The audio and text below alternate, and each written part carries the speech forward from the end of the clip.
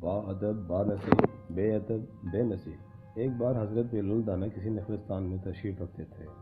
ایک تاجر کا وہاں سے گزر ہوا، آپ کے پاس آیا اور سلام کر کے مودب سامنے بیٹھ گیا اور انتہائی ادب سے گزارش کی، حضور تجارت کی کون سی ایسی چیز خریدوں جس میں بہت نفع ہو؟ حضرت بلال دانا نے فرمایا، کالا کپڑا خرید لو۔ تاجر نے شکریہ ادا کیا اور الٹے قدموں چلتا واپس چلا گیا۔ جا کر اس نے علاقے میں دستیاب تمام سیاہ کپڑا خرید لیا۔ کچھ دنوں بعد شہر کا بہت بڑا آدمی انتقال کر گیا۔ ماتمی لباس کے لیے سارا شہر سیاہ کپڑے کی تلاش میں نکل کھڑا ہوا۔ اب کپڑا سارا اس تاجر کے پاس ذخیرہ تھا۔ اس نے منہ مانگے داموں فروخت کیا اور اتنا نفع کمایا جتنا ساری زندگی نہیں کمایا تھا، اور بہت ہی امیر کبیر ہو گیا۔ کچھ عرصے بعد وہ گھوڑے پر سوار کہیں سے گزرا۔ حضرت بلال دانا وہاں تشریف رکھتے تھے۔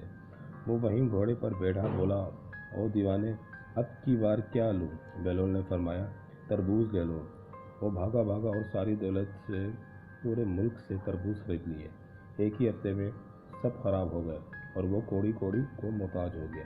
اس ساختہ حالت میں گھومتے پھرتے اس کی ملاقات جناب بلال سے ہو گئی تو اس نے کہا، آپ نے میرے ساتھ کیا کیا؟